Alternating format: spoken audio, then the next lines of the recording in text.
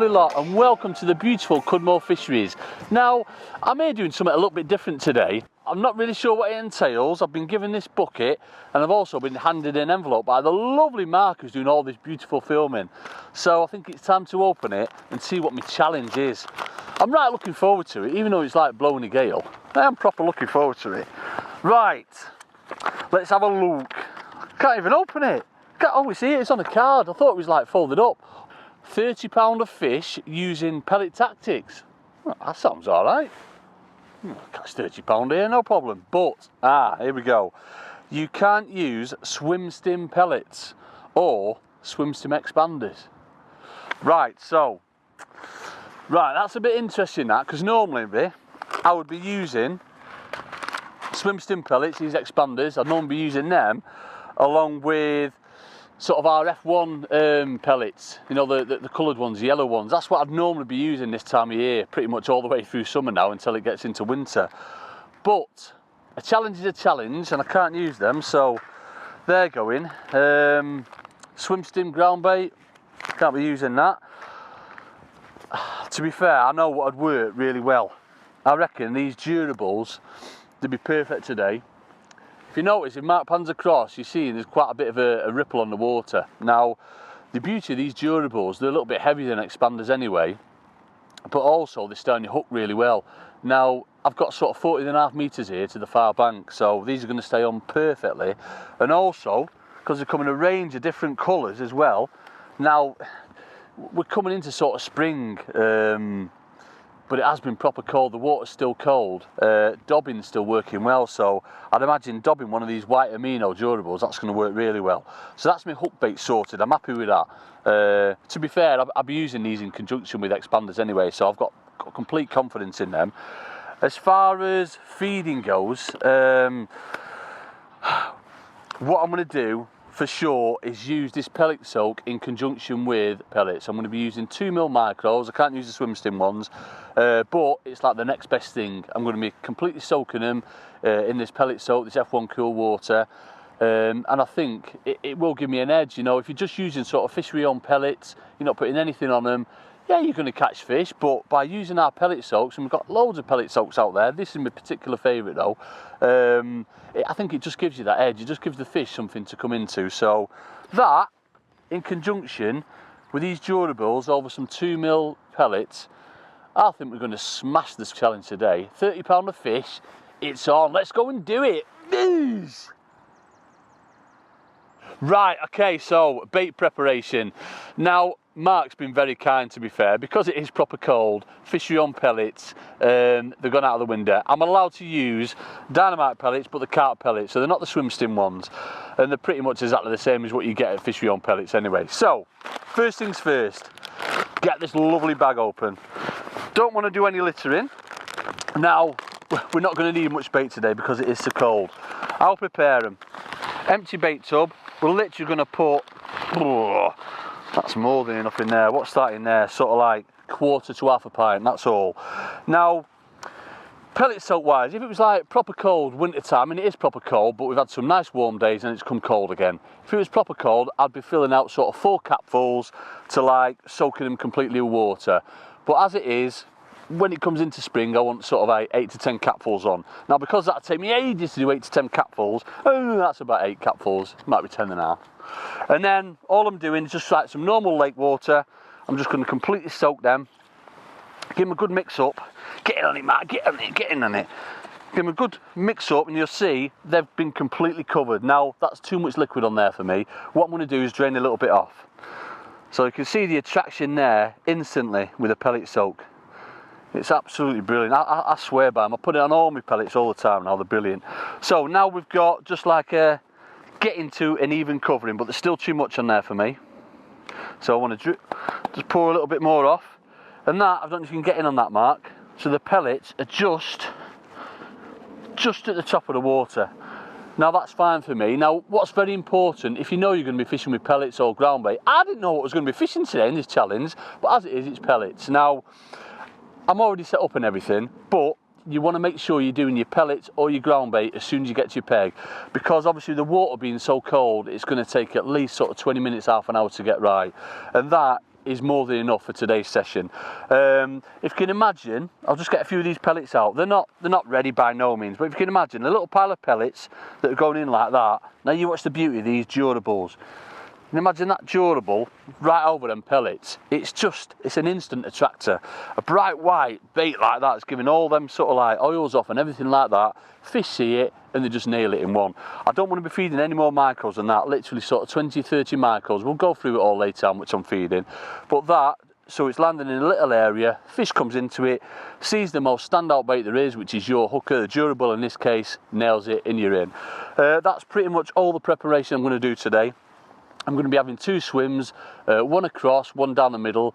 I'm going to look for sort of 3 foot, between 3 and 4 foot, because it's still cold. If I'm getting lines, I can chase them into shallow water, but I'm looking for 3 or 4 foot across, and I'm fishing in the deepest bit of water down the middle, which is usually about 6.5 foot here, just at the bottom of the slope. Imagine on a snake lake, you've got sort of like your near side shelf, going down the track where it's flat, and then you've got your far side shelf. I want to be at the bottom of that slope, so any bait that's falling down that slope across is going to naturally settle at the bottom of the far slope.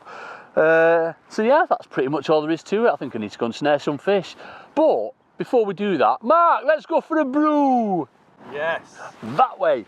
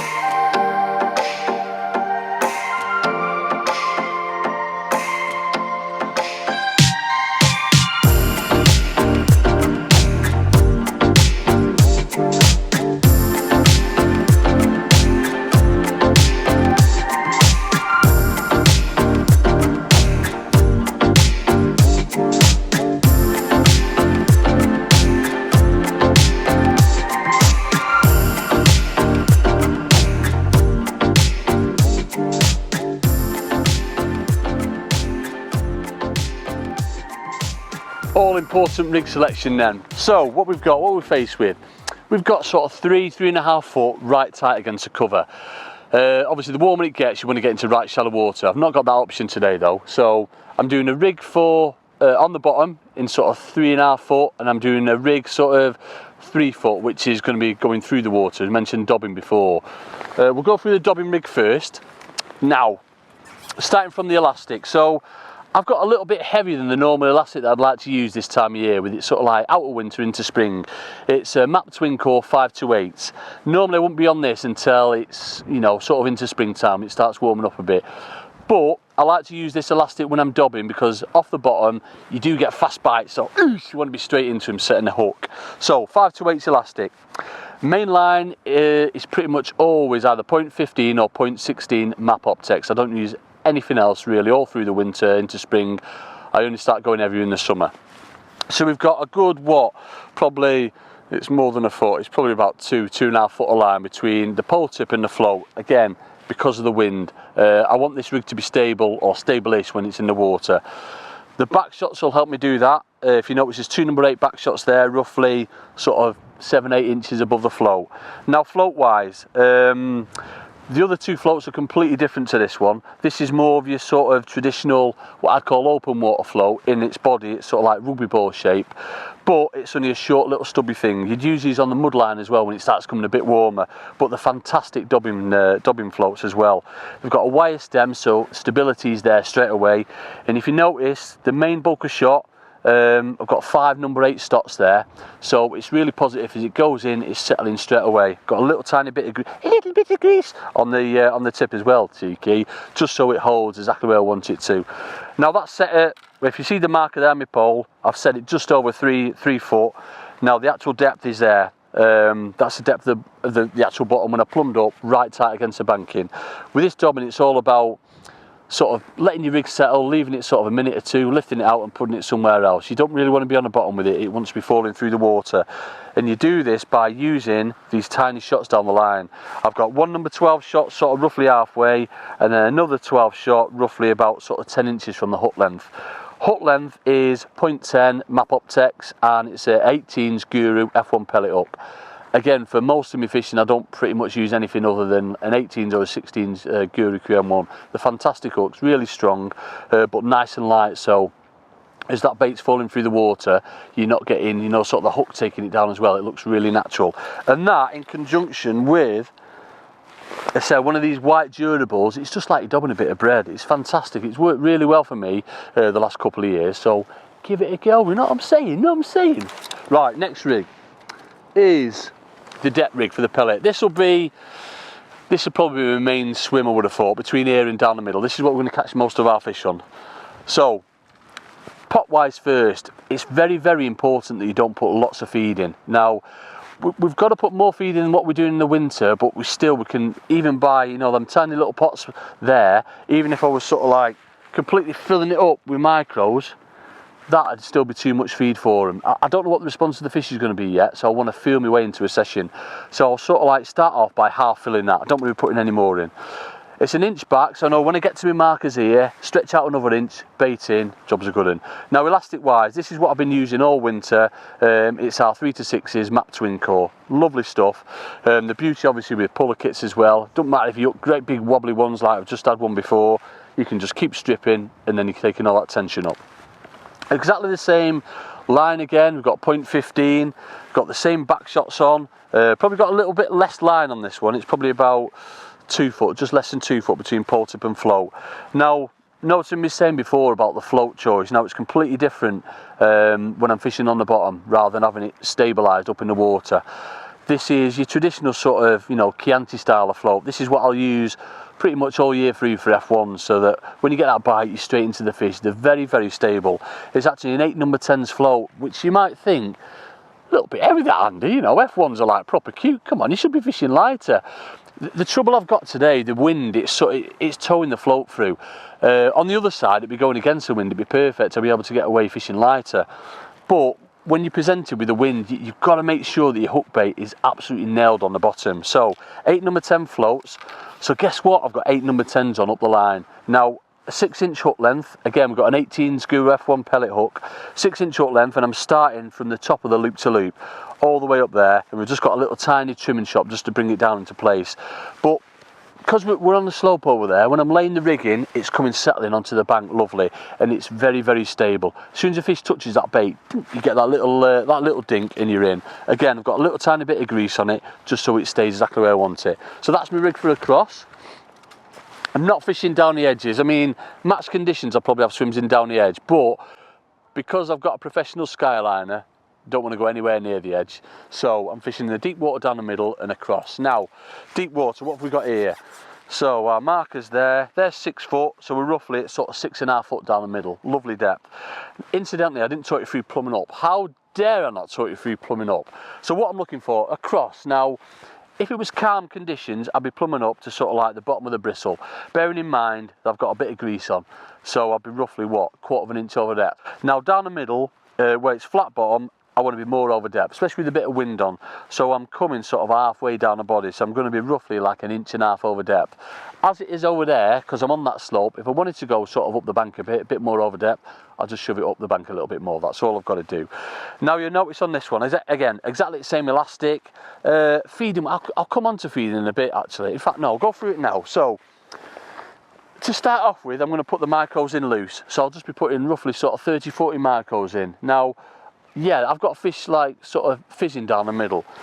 If they're sort of off depth, off the bottom, this, that and the other, and I'm getting them over a big area on foul looking fish, what I will do is squeeze the micros up and I'll feed them in a little tiny ball, just like a little marble, grape-sized ball. That goes in the pot, so you can be really accurate and you know that bait is getting straight down to the bottom. So it's just one of them, again, experiment on the day. Who knows what the fish are going to have, but usually when it's proper cold water, the fish aren't going to come off the bottom necessarily. If they start getting a lot of fish there and the fish start having it proper coming off the bottom, then that's when I'll put that little ball in so it sends them back down. Waffling, aren't I? I love a waffle. So because the wind's not going to affect me too much down the middle, that's why I've got a short bit of line between pole tip and float. It's only like, what, 2 inches? Maybe about 8. Again, I've got my back shot on. I'll always use back shots just for stability. This time it's exactly the same sort of style of float, but obviously it's heavier. It's 13 number 10s. So guess what I've got down the line? Guess what I've got down here? 6.5 foot away. So I've got my main bulk, which is 10 number 10s. Now that's roughly sort of what, 18 inches away from my hook. And then I've got 3 number 10s. The reason I love to shot it like this in that deep water rather than sort of like a spread bulk is that that bulk gets the bait down nice and quick, and then by holding a tight line, these droppers are coming in lovely and natural. I've been doing a lot of movements on the float as well, because obviously F1s in particular, they love chasing a bait, and carp, chase me, chase me. They're all the same, these fish, they love a moving bait. Hook length again, and hook exactly the same. It's an 18s Guru F1 pellet, 6 inches, a .10. And that's it, you know, it's really simple. There's nothing complicated with how I fish and how we're fishing today. It's all about getting the feeding right and the presentation right. And so far, so good. I reckon, hopefully I'll have it done and dusted. If it's anything to go off what we've had down this middle already, wobbly ones like that, we should have it done and dusted in a sec. So I'm going to get back to it and catch me some more great big uns.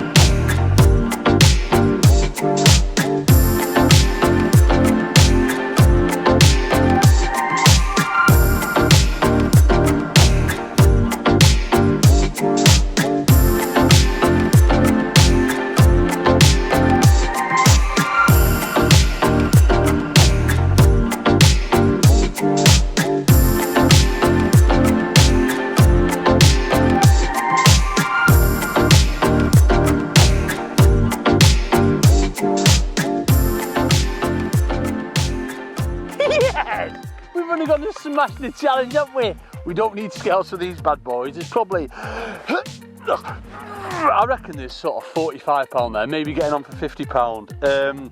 Last time you come to me, I said I had a great big one down the middle. Well, I went and had 3 more in the next 3 puts in. It's been absolutely solid down that middle. And I'm sure if I'd have continued, I'd just carried on catching these great big uns. We've had four great big carp, 1 little smaller one, another little smaller one, then probably 10 or 11 F1s and a skimmer. It's been fantastic fishing. It's only taken us like 3 hours to smash the £30 challenge. It's been brilliant, and it just goes to show the effectiveness of obviously our pellet soaks and the durable pellets. Fantastic fishing, and let's get these back to fight another day. Yeah!